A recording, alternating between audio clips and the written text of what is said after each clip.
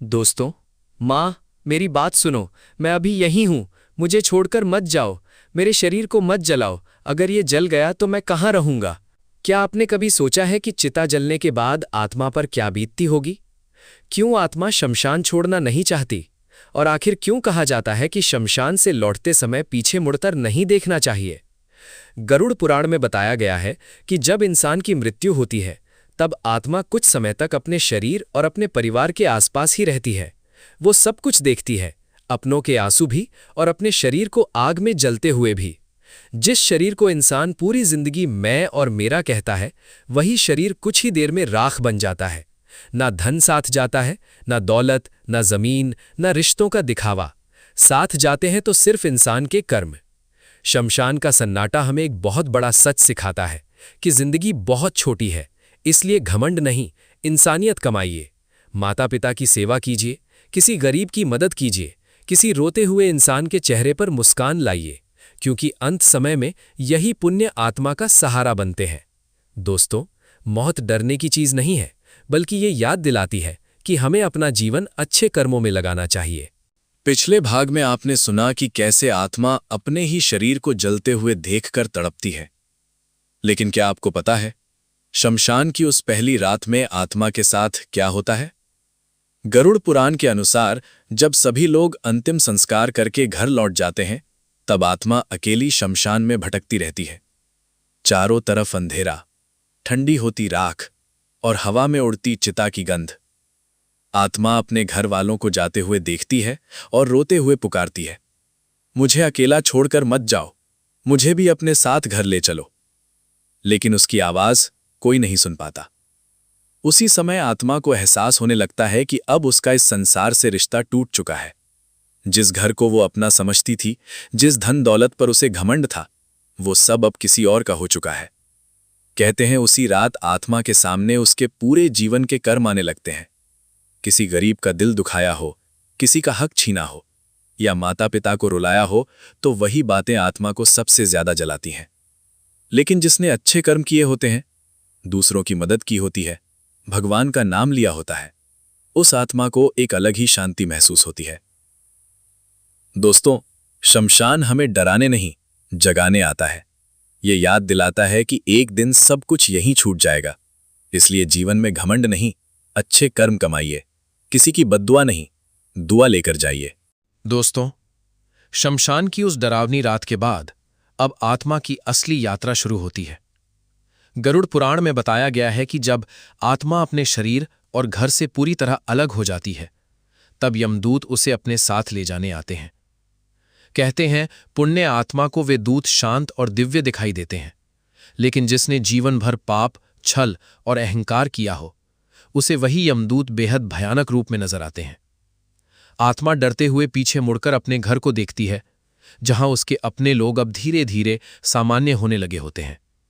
कोई संपत्ति की बातें कर रहा होता है, कोई बैंक बैलेंस का हिसाब लगा रहा होता है, और कोई कहता है अब जो होना था हो गया। ये सुनकर आत्मा अंदर से टूट जाती है। उसे पहली बार एहसास होता है कि जिस दुनिया के लिए उसने पूरी जिंदगी लड़ाई की, वो दुनिया उसके बिना भी चल रही है। फिर यमदूत आत्मा को एक ऐसे रास्ते पर ले जाते हैं जहां न सूरज की रोशनी होती है, न इंसानों की आवाज, सिर्फ कर्मों की गूंज सुनाई देती है। आत्मा को रास्ते में वही दृश्य दिखते हैं जो उसने जीवन में किए थे। अगर उसने किसी भूखे को भोजन कराया हो, तो वही पुण्य उसके लिए छाया बन जाते हैं। लेकिन अगर उसने किसी का दिल तोड़ा हो, किसी गरीब का हक छीना हो, तो वही पाप कांटों की तरह उसे चुभने लगते हैं। दोस्तों, मरने के बाद इंसान के साथ ना पैसा जाता है, ना रिश्तों का दिखावा, सिर्फ उसके कर्म साथ चलते हैं। इसलिए अभी भी समय है। अपने माता पिता का सम्मान कीजिए, गरीबों की मदद कीजिए और भगवान का नाम लेना शुरू कर दीजिए, क्योंकि अंत समय में यही चीजें आत्मा का सहारा बनती हैं। दोस्तों, पिछले भाग में आपने सुना कि कैसे यमदूत आत्मा को अपने साथ लेकर जाते हैं। लेकिन क्या आपको पता है उस रास्ते में आत्मा को सबसे ज्यादा डर किस चीज से लगता है? गरुड़ पुराण में बताया गया है कि यमलोक की यात्रा आसान नहीं होती। ये यात्रा इंसान के कर्मों के अनुसार बदलती रहती है। जिस इंसान ने जीवन में दया, सेवा और सत्य का साथ दिया होता है, उसकी आत्मा को ये रास्ता शांत दिखाई देता है। लेकिन जिसने दूसरों को दुख दिया हो, झूठ, लालच और अहंकार में जीवन बिताया हो, उसके लिए यही रास्ता भय और पीड़ा से भर जाता है। कहते हैं रास्ते में आत्मा को एक भयानक नदी दिखाई देती है, वैतरणी नदी। इस नदी का पानी नहीं बल्कि इंसान के पाप बहते हैं। पापी आत्मा जैसे ही उस नदी के पास पहुंचती है, वो डर से कांपने लगती है। उसे नदी में वही चेहरे दिखाई देते हैं जिन्हें उसने जीवन में रुलाया था। कोई गरीब, कोई बूढ़े माता पिता, कोई ऐसा इंसान जिसका दिल उसने तोड़ा था। आत्मा रोते हुए कहती है, हे भगवान, मुझे एक मौका और दे दो, मैं सब ठीक कर दूंगा। लेकिन समय निकल चुका होता है। वहीं जिसने जीवन में दान किया हो, गाय, गरीब और जरूरतमंदों की सेवा की हो, उसके लिए वही वैतरणी नदी आसान हो जाती है।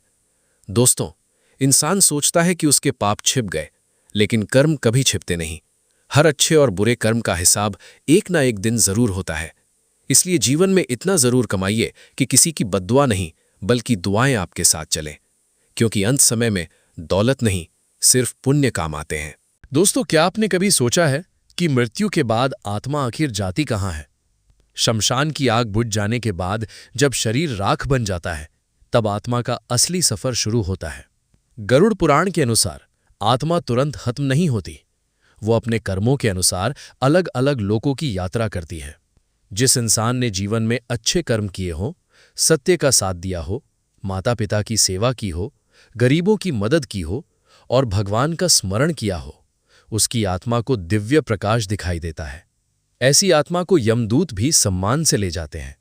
कहते हैं उसे डर नहीं लगता, बल्कि एक अजीब सी शांति महसूस होती है। लेकिन जिसने जीवन भर लालच, घमंड, झूठ और दूसरों का दिल दुखाने में समय बिताया हो, उसकी आत्मा भटकती रहती है। उसे हर पल अपने पाप याद आते हैं। दोस्तों, गरुड़ पुराण में बताया गया है कि आत्मा को उसके कर्मों के अनुसार 3 रास्ते मिलते हैं।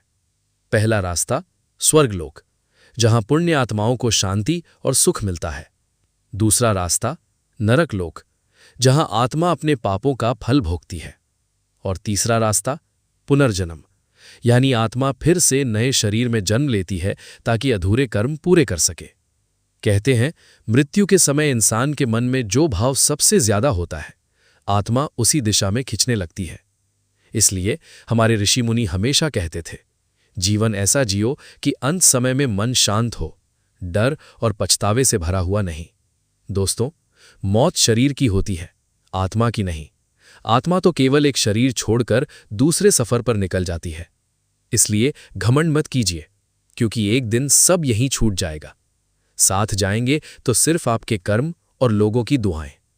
अगर ये बातें आपके दिल तक पहुंची हों तो श्रद्धा से लिखिए, ओम शांति, हर हर महादेव। दोस्तों, वैतरणी नदी पार करने के बाद आत्मा की यात्रा और भी रहस्यमयी हो जाती है।